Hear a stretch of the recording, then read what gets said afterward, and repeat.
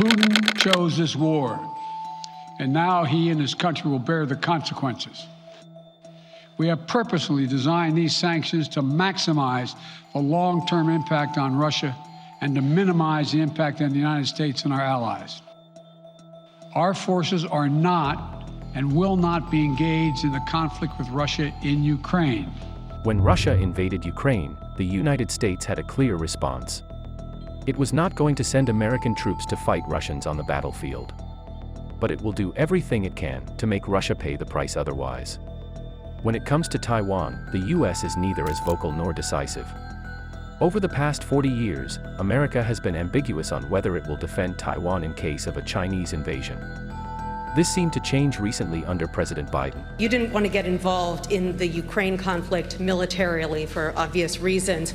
Are you willing to get involved militarily to defend Taiwan if it comes to that? Yes. You are? That's the commitment we made. But even then, the White House quickly walked back the comment and confirmed that there is no change in its policy of strategic ambiguity, which made no assurances that the US will use its own forces to defend Taiwan. This approach worked well in the past, when China's military was inferior to the US. Without a clear indication of American involvement, Beijing was unwilling to risk putting its growing country and economy in danger. But today the situation is different. China's military power has caught Washington by surprise, and it certainly has the means to take Taipei by force. We're witnessing one of the largest shifts in global geostrategic power that the world has witnessed. And if we, the United States military, don't do a fundamental change to ourselves in the coming 10 to 15 to 20 years, then we're going to be on the wrong side of a conflict. More importantly, China has become indispensable to global trade, and America today depends more on Chinese goods and manufacturing than vice versa. In other words, the US has lost many of the leverages it held against Beijing, and the strategy of ambiguity seems to have run its course. Even Japan's former Prime Minister Shinzo Abe has called on the US to change its policy. But so far, America's response is unclear. So, can Taiwan count on the US to come to its defense? And what might be holding Washington back from making a definitive stand?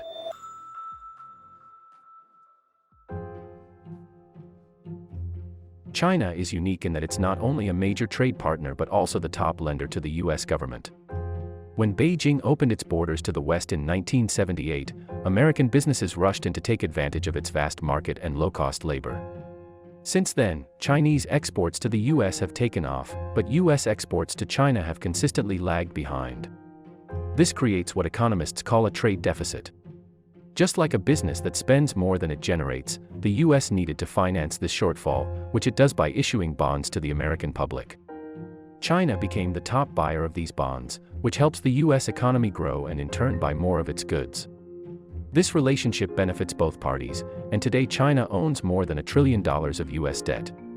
Going to war with China is then similar to a business going to war with its largest customer, supplier, and banker all at the same time. The US draws its strength from being the largest economy in the world, and China is the biggest market for American businesses. Here on the streets of Shanghai, American cars are more popular than ever. General Motors sell more cars here than anywhere else in the world. Starbucks Shanghai. This is the largest Starbucks roastery in the world. Products are assembled in China. China is home to the most KFCs in the world. Topics: artificial intelligence, inference, cloud, data science, edge computing, automotive, autonomous machines. Almost 400 million live stream shopping users, with an estimated value of $161 billion in 2020. Years of cooperation between the businesses of the two countries have made their supply chain the most sophisticated and efficient in the world, and a decoupling of this relationship would be devastating.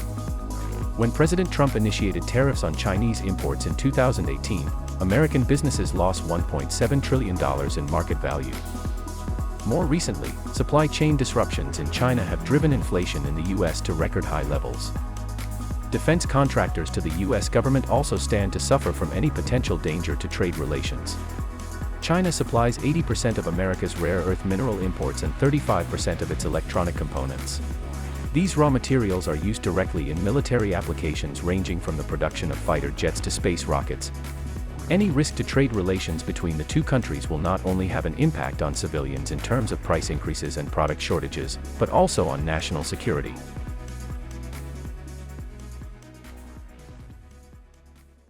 In the event of a confrontation with China, the US would likely need the support of its allies, particularly in the Pacific. But with a smaller economy and military power, it is doubtful if countries like Japan and Australia are willing to risk aggravating their biggest trade partner over Taiwan.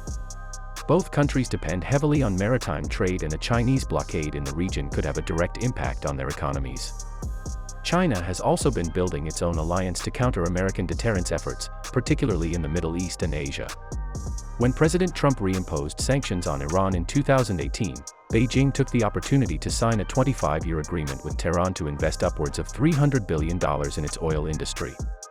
This not only helped China secure the energy supply that's critical to its economy, but also gave it more security in the Strait of Hormuz, where Chinese tankers traditionally depended on the US Navy for protection from Iran. Beijing's influence also increased significantly when it became the largest buyer of crude oil from the Gulf and started supplying arms to Saudi Arabia and the UAE.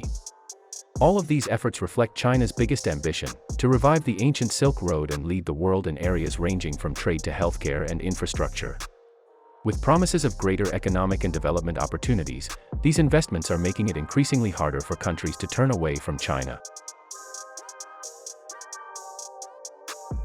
Virtually all of China's maritime, air, and missile forces are concentrated on its east coast, approximately 100 miles away from Taiwan. In the event of a conflict, China would not only have the advantage of surprise but also the proximity to the battlefield.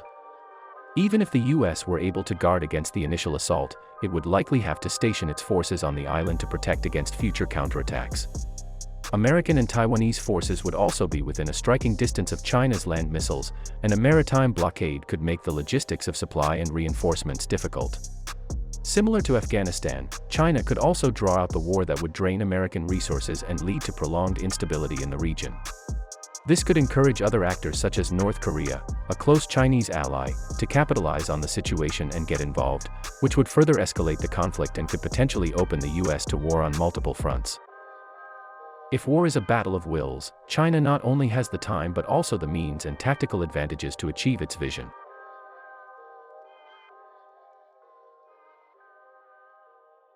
China is one of the 5 countries equipped with missiles that can hit any place on Earth.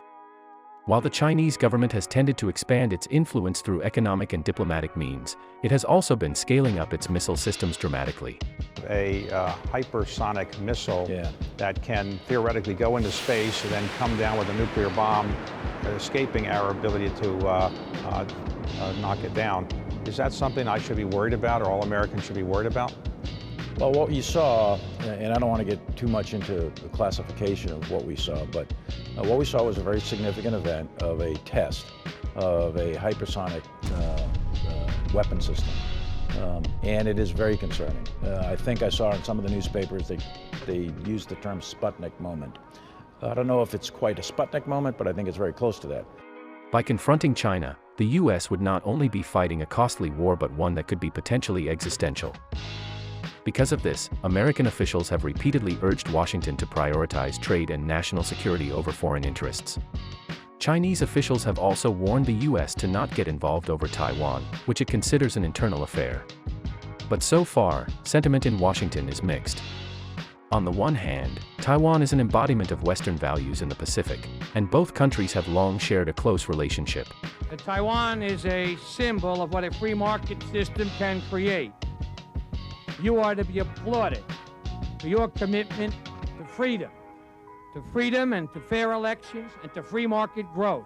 Not defending Taiwan could play into the rhetoric of America's decline and make other allies doubtful of its commitments to their countries. On the other hand, China has made it extremely costly for Washington to stand in the way of its ambitions.